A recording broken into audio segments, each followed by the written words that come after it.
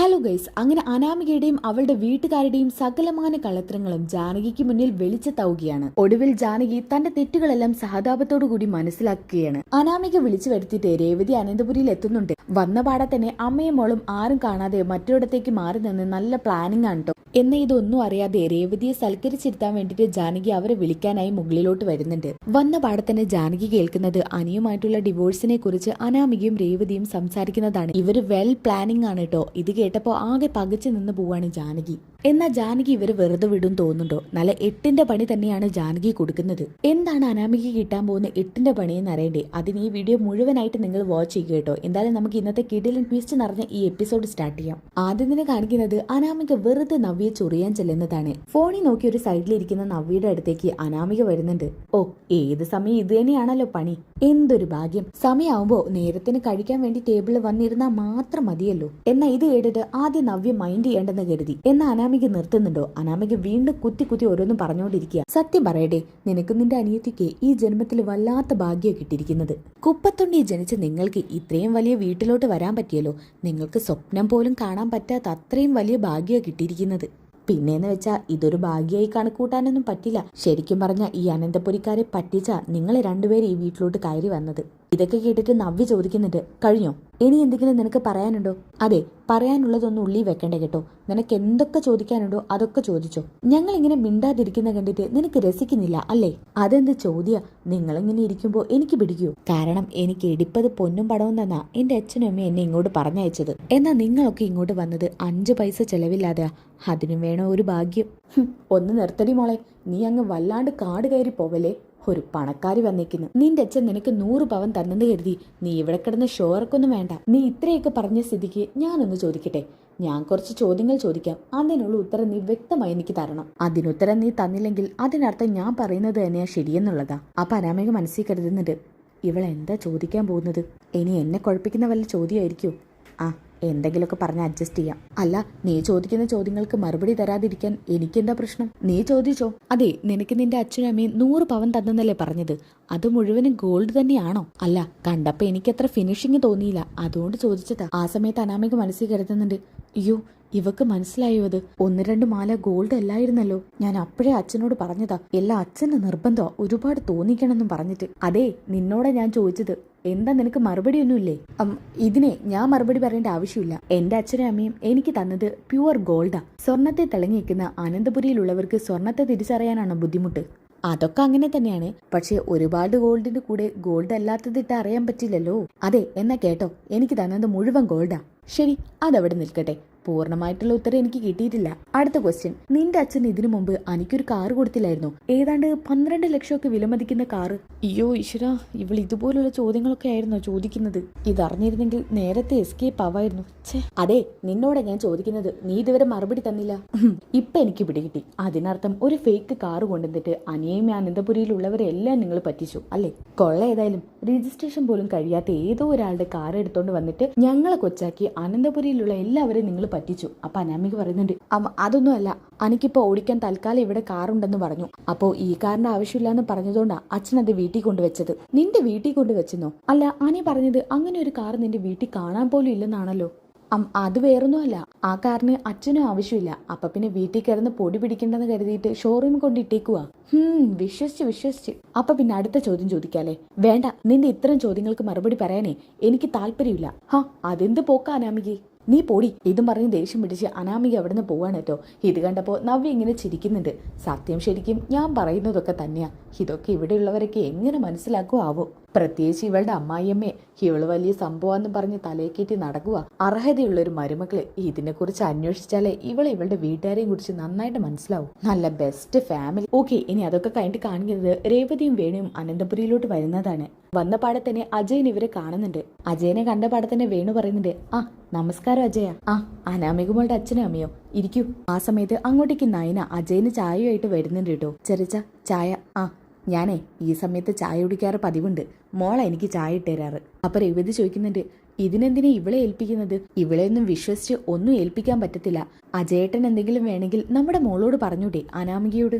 അതെന്താ നയനമോൾ ഇട്ട കുഴപ്പം? സത്യം പറയാലോ, നയനമോളുടെ അത്രയും കൈപ്പുണ്യം ഇവിടെ മറ്റാർക്കും ഇല്ല. നയനമോൾ അല്ലെങ്കിൽ പിന്നെ ഏട്ടത്തിക്ക് നല്ല കൈപ്പുണ്യാ. എന്നാൽ നയനമോൾ വന്നതിന് ശേഷം ആ കൈക്കൊണ്ട് ഒരു ചായ കിട്ടിയില്ലെങ്കിൽ ഒരു സുഖം ഉണ്ടാകില്ല. അപ്പൊ രേവതി പറയുന്നുണ്ട്, ആ അങ്ങനെയാണല്ലോ ഇവളെല്ലാരെയും കയ്യിലെടുത്ത് വെച്ചേക്കുന്നത്. ഞാൻ ആരെയും കയ്യിലെടുത്ത് വെച്ചിട്ടില്ല. ഞാൻ അവരോടൊക്കെ സ്നേഹം കാണിക്കുന്നു, അവരത് എനിക്ക് തിരിച്ചു തരുന്നു, അത്ര മാത്രമേ ഉള്ളൂ. അപ്പൊ അജയൻ പറയുന്നുണ്ട്, നിങ്ങളിപ്പോ ഇങ്ങോട്ട് കയറി വന്നതല്ലേ ഉള്ളൂ, ഇനി നയനമോളെ കുറിച്ച് ഓരോന്ന് പറഞ്ഞ് ആ കുട്ടിയെ വിഷമിപ്പിക്കേണ്ട. മോളെ, ഇവർക്ക് എന്തെങ്കിലും കുടിക്കാൻ എടുക്ക്. ശരി ചെറിയച്ച. അപ്പൊ രേവതി പറയുന്നുണ്ട്, അതെ ഒന്ന് നിന്നേ. എങ്ങോട്ടേക്കാ? ഞങ്ങൾക്ക് ചായയോ വെള്ളം എടുക്കാനാണെങ്കിൽ നിന്നെ കൈക്കൊണ്ട് ഞങ്ങൾക്ക് വേണ്ട. അങ്ങനെ നീ ഉണ്ടാക്കുന്നത് വിശ്വസിച്ച് കുടിക്കാൻ എനിക്കും വേണുവേട്ടനും ബുദ്ധിമുട്ടുണ്ട്. അതുകൊണ്ടാ, മറ്റൊന്നും കരുതരുത്. നിങ്ങൾ എന്തിനാ ഇങ്ങനെയൊക്കെ പറയുന്നത്? ഈ കുട്ടി ഉണ്ടാക്കുന്നതിനാണ് ഇവിടെ എല്ലാവരും കഴിച്ചുകൊണ്ടിരിക്കുന്നത്. ഞങ്ങൾക്കാർക്കും ഇല്ലാത്ത പ്രശ്നം പിന്നെ നിങ്ങൾക്ക് മാത്രം എന്താ? അജയ, നിങ്ങൾക്ക് മറ്റൊന്നും തോന്നരുത്. ഞങ്ങളെ വീട്ടിലെ ബന്ധുക്കളാ. ഞങ്ങൾ ഈ വീട്ടിൽ വന്ന് കഴിച്ചോടത്തോളം ഞങ്ങൾക്ക് ഓരോ പ്രശ്നങ്ങളെ ഉണ്ടായിട്ടുള്ളൂ. കഴിഞ്ഞ പ്രാവശ്യം വന്നപ്പോഴും ആരോ ഞങ്ങൾ കഴിച്ചതിലും ഓരോന്ന് കലർത്തി വെച്ചിരിക്കുക. അങ്ങനെയുള്ള പക്ഷം നമ്മൾ ഇവിടുന്ന് എങ്ങനെ വിശ്വസിച്ച് കഴിക്കുക? അപ്പൊ രേവതി പറയുന്നുണ്ട്, ഇവൾക്കിനി എന്ത് തോന്നിയാലും ഞങ്ങൾക്ക് ഒരു കുഴപ്പമില്ല. തൽക്കാലം ഞങ്ങൾക്കൊന്നും വേണ്ട. ആ സമയത്ത് അനാമികയും ജാനകിയും വരുന്നുണ്ട്. അയ്യോ അമ്മേ, ഇതെന്തോ ഒരു മുന്നറിയിപ്പില്ലാതെ? ഓ, ഞങ്ങൾക്ക് ഞങ്ങളുടെ മോളെ കാണുന്നുണ്ടെങ്കിൽ ഒരു മുന്നറിയിപ്പൊക്കെ വേണോ? അപ്പൊ ജാനകി പറയുന്നുണ്ട്, അതിന്റെ ആവശ്യമൊന്നുമില്ല. നിങ്ങളെ പെട്ടെന്ന് കണ്ടപ്പോ അതുകൊണ്ടുള്ള എക്സൈറ്റ്മെന്റ് ആ മോക്ക്. എന്റെ മോളിങ് വന്നേ. ഇതും പറഞ്ഞ് അനാമികയെ അടുത്തിരുത്തുന്നുണ്ട് കേട്ടോ. ആ സമയത്ത് ജാനകി ചോദിക്കുന്നുണ്ട്, അല്ല നിങ്ങൾക്ക് ആരും കുടിക്കാനൊന്നും തന്നില്ലേ? അപ്പൊ വേണു പറയുന്നുണ്ട്, അത് നല്ല ചോദ്യം. ഇവിടെ വന്നാലേ എന്തെങ്കിലും കുടിക്കാനും കഴിക്കാനും ഞങ്ങൾക്ക് നല്ല പേടിയാ. കഴിഞ്ഞ പ്രാവശ്യം വന്നപ്പോഴും ജാനകിക്ക് അവസ്ഥ അറിയാലോ. അതുകൊണ്ട് തൽക്കാലം എനിക്ക് രേവതിക്കും ഒന്നും വേണ്ട. അയ്യോ, അത് പറഞ്ഞാൽ പറ്റില്ല. എടി നയനെ, നീ ഇവർക്കൊന്നും കൊടുത്തില്ലേ? ഇവിടെ കുന്തം വിഴുങ്ങിയാരി നിൽക്കുകയാണോ? വീട്ടിൽ ബന്ധുക്കൾ വന്നാ എന്തെങ്കിലും കൊടുക്കണമെന്നല്ല നിനക്ക് അറിഞ്ഞൂടെ? അപ്പൊ അജയൻ പറയുന്നുണ്ട്, നിർത്ത് ജാനകി. മോൾ ഇവർക്കൊന്നും കൊടുക്കാനിട്ടല്ല, മോൾ ഉണ്ടാക്കുന്നത് ഇവർ കുടിക്കില്ലെന്ന് പറഞ്ഞതുകൊണ്ടാ. വേറൊന്നും കൊണ്ടല്ല ജാനകി, ഈ കുട്ടിയെയും ഈ കുട്ടിയുടെ ചേച്ചിയെയും ഞങ്ങൾക്ക് നല്ല പേടിയാ. പ്രത്യേകിച്ച് ഇപ്പൊ ദേവ്യാനിക്കുണ്ടായ അവസ്ഥയെക്കുറിച്ച് ഞങ്ങൾക്ക് നല്ല ബോധ്യമുണ്ട്. അങ്ങനെയും ചെയ്യാൻ മടിയില്ലാത്തവരാ ഈ വീട്ടിലുള്ളവർ. അല്ല, വേണുവേട്ടൻ എല്ലാവരെയും ഉദ്ദേശിച്ച് പറഞ്ഞതല്ല കേട്ടോ ജാനകി. ചുരുക്കം ചിലര് അങ്ങനെ ചിന്തിക്കുന്നവരാ. എന്നാൽ അതാരാണെന്ന് തിരിച്ചറിയാനാ ഞങ്ങൾക്കറിയാത്തത്. എങ്കിൽ നിങ്ങൾ ഇവിടെ ഇരിക്കെ, ഞാൻ ജ്യൂസ് എടുത്തോണ്ട് വരാം. ഞാൻ ജ്യൂസ് എടുത്താൽ നിങ്ങൾക്ക് ബുദ്ധിമുട്ടുണ്ടാകില്ലല്ലോ. എന്നാ പിന്നെ ജാനകി എടുത്തോ. അതെ, ഉണ്ടാക്കുമ്പോൾ മാറി നിൽക്കരുതേ. ഏയ് ഇല്ല, മോൾ ഇവരോട് സംസാരിക്കേ, ഞാൻ ഉണ്ടാക്കിയിട്ട് വരാം. എന്നിട്ട് നയനോട് പറയുന്നുണ്ട്, നീ എന്താടി ഇവിടെ കുന്തം വിഴിഞ്ഞ പോലെ നോക്കി നിൽക്കുന്നത്?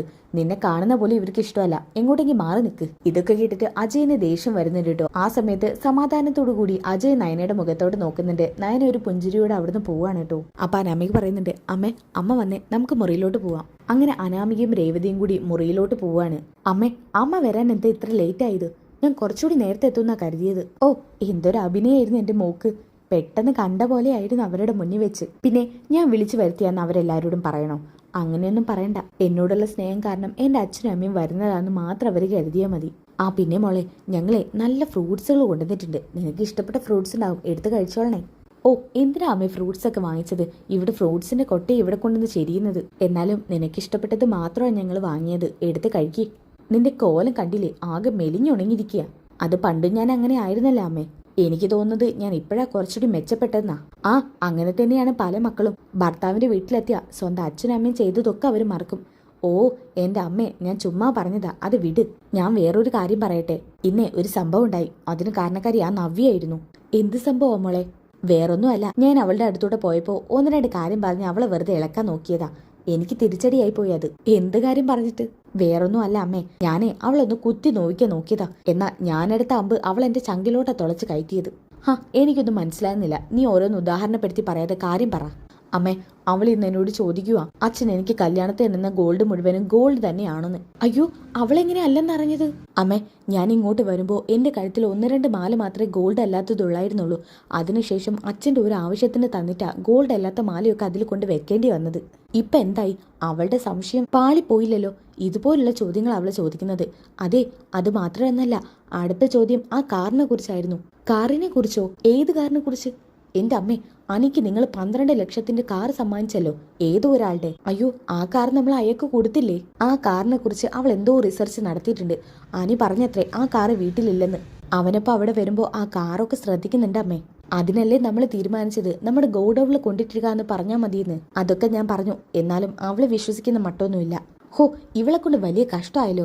ആദ്യം ഇവളെ തന്നെ തീർക്കേണ്ടി വരും. അമ്മേ, ഇനി ആ സ്ഥലത്തിനെ കുറിച്ചൊന്നും ചോദിക്കാതിരുന്ന മതിയായിരുന്നു എന്ന് എന്റെ മനസ്സിൽ. അത് ചോദിക്കാനുള്ള അവസരം ഞാൻ അവൾക്ക് കൊടുത്തിട്ടില്ല. കണ്ണായ സ്ഥലത്ത് വലിയ പറമ്പ് മേടിച്ചു തരാന്ന് അച്ഛൻ കള്ളം പറഞ്ഞിരിക്കുവല്ലേ. അച്ഛൻ മാത്രമാണോ, നീ അതിന് കൂട്ടു നിന്നതല്ലേ. അപ്പൊ പിന്നെ അമ്മയോ? ഞാനും കൂട്ടു നിന്നിട്ടുണ്ട്. പക്ഷെ ചെയ്തു കൂട്ടുമ്പോ ഞാനാ നിങ്ങൾ രണ്ടുപേരും പറഞ്ഞ് ഓരോന്ന് വിലക്കിയത്. അതൊക്കെ അവിടെ നിൽക്കട്ടെ. അച്ഛനും അമ്മയും എന്തിനാ ഇങ്ങോട്ട് വരണമെന്ന് പറഞ്ഞത്? അത് മോളെ വേറൊന്നും അല്ല. ആ ഉപേന്ദ്രനില്ലേ, അയാൾ കാശ് ഒഴിച്ച് വീണ്ടും വീട്ടിൽ വന്നിരുന്നു. അയാൾക്ക് എന്തെങ്കിലും കുറച്ച് കൊടുത്താൽ ഒന്ന് ഒതുക്കി നിർത്താൻ പറ്റും മോളെ. എന്തെങ്കിലും നിന്റെ കയ്യിൽ എടുക്കാനുണ്ടെങ്കിൽ അത് വാങ്ങിക്കാൻ വേണ്ടി വന്നതാ. എൻ്റെ അമ്മ എൻ്റെ കയ്യിലുള്ളതൊക്കെ നിങ്ങൾക്ക് തന്നില്ലേ, ഇനി ഞാൻ എവിടെ നിർത്തി തരാനാ? അനിയുടെ പോക്കറ്റിൽ നിന്ന് ഇടയ്ക്കിടയ്ക്ക് ക്യാഷ് പോകുന്നത്, അതും വലിയ എമൗണ്ടാ. അവനത് ശ്രദ്ധിക്കുന്നില്ലെന്നൊന്നും കരുതണ്ട. അതിൽ നിന്ന് എടുത്താൽ നിങ്ങൾക്ക് ഞാൻ ഓരോ തവണ തരാറ്. പക്ഷേ എന്ത് ചെയ്യാനാ മോളെ, നിന്റെ മടിയൻ അച്ഛൻ ഒരു ജോലിക്കും പോകുന്നില്ലല്ലോ. ഷേ, ഒരു കാര്യം ചെയ്യാം. ദേ, എന്റെ കയ്യിലുള്ള ഈ വളയെടുത്തോ. ഇതിനു പകരം ഞാൻ തൽക്കാലം ഒരു വള ഇട്ടോളാം. ഇനിയേ ഒരു കൊല്ലത്തേക്ക് ഇതും പറഞ്ഞ് നിങ്ങൾ ഇങ്ങോട്ട് വരരുത്, കേട്ടല്ലോ? ശരി മോളെ, തൽക്കാലത്തേക്ക് ഇത് മതി. അല്ല, അനിമോൻ എവിടെ? നീയും അനിമോനും സന്തോഷത്തോടു കൂടി തന്നെയല്ലേ ഇപ്പോ? എന്ന ആ സമയത്താണ് ജാനകി ഇവർക്ക് ജ്യൂസ് കൊടുക്കാൻ വേണ്ടി മുകളിലോട്ട് വിളിക്കാൻ വരുന്നത്. പിന്നെ ആ അനിയെ ഡിവോഴ്സ് ചെയ്യാൻ നിൽക്കുക ഞാൻ. എനിക്ക് മടുത്തു അവന്റെ കൂടെയല്ലേ ജീവിതം. എന്നെ ഇത് കേട്ടുകൊണ്ടാണ് ജാനകി വരുന്നത്. അനാമിക ഇത് പറയുന്നത് ജാനകി നന്നായിട്ട് കേൾക്കുകയാണ് കേട്ടോ. ആ അനിയുണ്ടല്ലോ, അവനൊരു കള്ളനാ. അവനാ മൊട്ടച്ചിയാണ് ഇഷ്ടം, എന്നോടല്ല.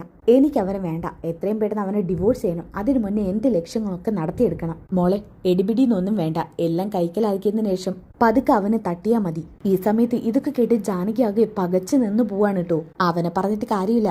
അവൻ അവളെ ഇഷ്ടമായിരുന്നു എന്നുള്ളത് നിനക്ക് നേരത്തെ അറിയാമായിരുന്നല്ലോ. എന്നിട്ട് നമ്മൾ നമ്മുടെ ലക്ഷ്യം നടക്കാൻ വേണ്ടിയിട്ടാ അതിന് സമ്മതിക്കാതെ അവനെ എങ്ങനെയെങ്കിലും വശത്താക്കിയത്. അവനെന്ത് പറയാൻ പറ്റില്ല. ഈ വീട്ടുകാർ നിർബന്ധം പിടിച്ചുകൊണ്ട് മാത്രമാ അവൻ ഈ കല്യാണത്തിന് സമ്മതിച്ചത്. ഇല്ലായിരുന്നെങ്കിൽ എന്റെ മോക്ക് ഇവിടെ സ്വപ്നം പോലും കാണേണ്ടിയില്ലായിരുന്നു. ഏതായാലും ഞാനൊന്ന് ആഗ്രഹിച്ചാൽ അത് നടക്കും അമ്മേ. അതിന് ഉദാഹരണമാണ് ഇപ്പൊ ഞാൻ അനന്തപുരിയിൽ എത്തിയിരിക്കുന്നത്. ഇനി എന്റെ ലക്ഷ്യം എന്ന് പറയുന്നത് ഇവിടുത്തെ പാതി സ്വത്തും എന്റെ പേരിലേക്ക് ആക്കുക എന്നുള്ളതാ. എങ്ങനെയെങ്കിലും കുറച്ച് സ്വത്ത് എന്റെ പേരിലേക്ക് ആക്കണം. പിന്നെ സന്തോഷമായിട്ട് ജീവിക്കാലോ. അവനെ നൈസായിട്ട് അങ്ങ് ഡിവോഴ്സ് ചെയ്യണം. എന്റെ പൊന്നമ്മേ, എങ്ങനെയൊക്കെയോ ഞാൻ ഇവിടെ കഴിഞ്ഞു കൂടുക. ഇവിടെ ഉണ്ടാക്കുന്ന ഒരുമാതിരി ഭക്ഷണം തന്ന് ഞാൻ മടുത്തു. ആ അനിയുടെ തള്ളയുണ്ടല്ലോ, അവരുണ്ടാക്കുന്ന ചീഞ്ഞ ഭക്ഷണം എന്റെ വായ വെക്കാൻ കൊള്ളത്തില്ല. അവന്റെ അമ്മയെ അപേക്ഷിച്ച് ആ ജലജയപ്പച്ച് വലിമയുണ്ടാക്കുന്ന ഭക്ഷണം സ്വർഗ്ഗ. എന്നാ അത് കഴിക്കാൻ കിട്ടത്തില്ല എനിക്ക്. ഇതൊക്കെ കേട്ടിട്ട് ജാനകിക്ക് ആകെ ദേഷ്യം വരാണ് കേട്ടോ. ജാനകി ഇങ്ങനെ മനസ്സിൽ കരുതുന്നത്, പാല് കൊടുത്ത കൈക്ക് തന്നെ ഇവളവസാനം തിരിഞ്ഞു കൊത്തി. വിഷപ്പാമ്പിനെ ആയിരുന്നല്ലോ ഞാൻ ഇത്രയും കാലം പൊന്നുപോലെ നോക്കിയത്. ഇവള് പറയുന്നത് കേട്ട് വിശ്വസിച്ച് എന്റെ നയനമോളെ പോലും ഞാൻ വെറുത്തുപോയി. ശരിക്കും എന്റെ മോന് നന്ദു ആയിരുന്നു വേണ്ടത്. ഞാൻ എന്റെ മോന്റെ ജീവിതം തകർത്തില്ലേ. എനിക്ക് ഇത് തന്നെ കിട്ടണം. എന്നാലും ഞാൻ ഇവളെ വെറുതെ വിടില്ല. എന്റെ മോന്റെ ജീവിതം അങ്ങനെ തകർത്ത് സന്തോഷത്തോടെ ജീവിക്കാൻ അവൾ കരുതണ്ട. ഇതും പറഞ്ഞ് ജാനകി അവിടുന്ന് നേരെ ഇവരുടെ ജ്യൂസിൽ എന്തോ കലർത്താനായിട്ട് പോകുന്നത്. ഇവൾക്ക് ഇവളുടെ അച്ഛനും അമ്മയ്ക്കും ഇതിലും വലിയ ശിക്ഷ കൊടുക്കാനില്ല. എന്നിട്ട് ജാനകി നേരെ വിഷക്കുപ്പിയാണ് എടുക്കുന്നത്. അതെടുത്തിട്ട് ജ്യൂസി കലർത്താൻ പോകുമ്പോഴാണ് ഇത് നയന കാണുന്നത്. ചെറിയമേ, ഇതും പറഞ്ഞ് നയന ആ കുപ്പി ഒരൊറ്റ തട്ടുകയാണ് കേട്ടോ. നയനെ, നീ എന്ത് പണി ചെയ്തത്? എന്തൊക്കെയാ ചെറിയമേ കാണിക്കുന്നത്? ഇത് വിഷയല്ലേ? അതെ, ഇത് കുടിച്ചിട്ട് അവളുടെ അച്ഛനും അമ്മയും ചാവട്ടെ. എന്തൊക്കെയാ ചെറിയമേ പറയുന്നത്? ആദ്യം ചെറിയമേനെ ഇവിടെ ഇരിക്കേ. എന്താ പറ്റിയത്? ഇനി എന്ത് പറ്റാനാ? എന്റെ മോന്റെ ജീവിതം തകർത്തില്ലേ. ഞാൻ മോള് പറയുന്നതൊന്നും ഞാൻ വിശ്വസിച്ചില്ല. അവള് പറഞ്ഞെന്നെ പറ്റിച്ചു. എന്റെ മോന്റെ ജീവിതം തകർത്തു. ആ വിഷം ആർക്കും കൊടുക്കണ്ട. അതെനിക്ക് തന്നേക്ക് മോളെ. എന്നെ അങ്ങ് കൊന്നേക്ക് ആരെങ്കിലും. ചെറിയമ്മേ, എന്താ സംഭവിച്ചത്? ആദ്യം ചെറിയമ്മ അത് പറ. അങ്ങനെ ജാനകി എല്ലാ കാര്യങ്ങളും നയനോട് തുറന്നു പറയുന്നുണ്ട്. അവിടെ സംഭവിച്ചതും ജാനകി കേട്ട കാര്യങ്ങളൊക്കെ. എന്നിട്ട് ജാനകി പറയുന്നുണ്ട്, മോളെ എന്നോട് നീ ക്ഷമിക്കണം. അറിയാതെ ചെറിയമ്മ ഒരുപാട് തെറ്റ് ചെയ്തു. ചെറിയമ്മ വിഷമിക്കാതിരിക്കെ. നമുക്ക് ഇതിനൊരു മാർഗം കണ്ടെത്താം.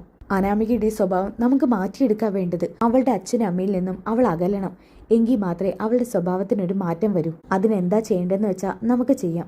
അതേ നമ്മളെ കൊണ്ട് ചെയ്യാൻ പറ്റൂ. ഓക്കെ, ഇനി നല്ല കിടിലൻ ട്വിസ്റ്റുകൾ നിറഞ്ഞ എപ്പിസോഡുകളാണ് കേട്ടോ വരാനിരിക്കുന്നത്. ഇനി ഇതിന്റെ ബാക്കി എപ്പിസോഡ് നിങ്ങൾക്ക് കിട്ടണ്ടേ? അത് കിട്ടാനായിട്ട് നെക്സ്റ്റ് എപ്പിസോഡിൽ നിന്ന് നിങ്ങൾ കമന്റ് ചെയ്യാം കേട്ടോ. ഞാൻ നോക്കട്ടെ നിങ്ങൾ എത്ര പേര് നെക്സ്റ്റ് എപ്പിസോഡിൽ നിന്ന് കമന്റ് ചെയ്യുന്നുണ്ടെന്ന്. അപ്പോൾ ഇനി അടുത്ത വീഡിയോ ആയിട്ട് കാണുന്നവരേക്കും എല്ലാവർക്കും ബൈ ഗായ്സ്.